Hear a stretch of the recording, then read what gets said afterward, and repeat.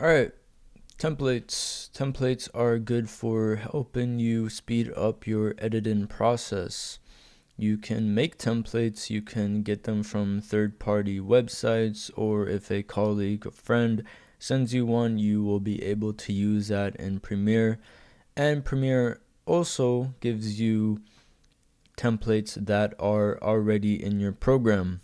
So, the way to access these templates is by going to Essential Graphics, and you'll see that they are there. They give you a bunch of options. They have stock, some that are free, some that are premium. So if you have Creative Cloud, then you have access to those. And something important to know about these templates is that some of them won't run if you don't have After Effects installed. That doesn't mean that you have to open After Effects or even know the basics of After Effects. You just have to have the program installed and they will work.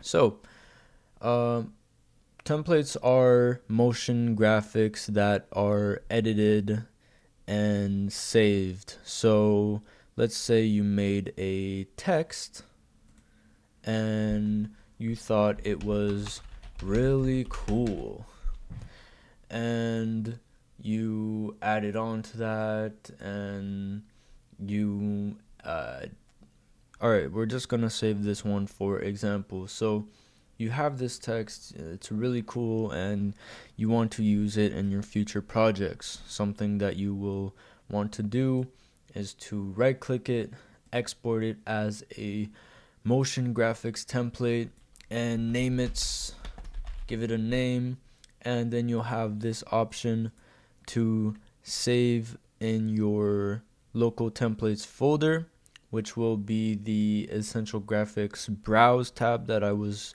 previously on, or you can save it to your local drive, just like how I was saying when you can send a motion graphics or template to your colleague or friend, then you could do it this way. So for this sake, we're gonna just save it to our local templates folder. And once we go to browse, then we could go ahead and try to find it, and it's right here. So I can go ahead and drag and drop, and now it's here. So cool, right? So now let's go to our saved motion graphics, or the ones that Adobe provides us with, and try to drag it onto our timeline. You'll get this option to resolve the fonts. There's nothing really wrong. It just wants you to synchronize the fonts, and it's giving you this warning, and just click OK. And now you clicked OK, and you can see that this motion graphics has this animation here, and this would take a lot of time to do over and over again every time you made a new project, so it would make sense to save it.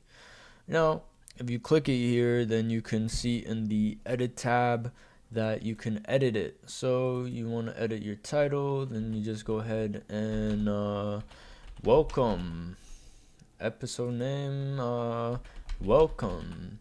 It doesn't really matter. This is just a tutorial, but for that sake, and then it will have that same animation, and you can go ahead and play around with these other effects that it has here, and do what you will with the information. But go ahead and experiment. It's good to practice these things so you have a really good feel for the program. And you can change the color and the position as well of the text. Let's say you wanted to make it red, you would have to highlight it and then make it red. And then okay, well, with this template, sorry for the professionalism, but this template just made it darker, so let's go ahead and make it white again, because there might be something in the other things here that didn't allow it to become red, but that's okay. That's why we play around with these stuff, is to understand them better and have a better feel for the program. So just like the really cool thing, you could also export this since it's more customized um, and boost your workflow. That's the important part of all of this, and that actually concludes the video. So there's not really much to templates except for knowing that they speed up your workflow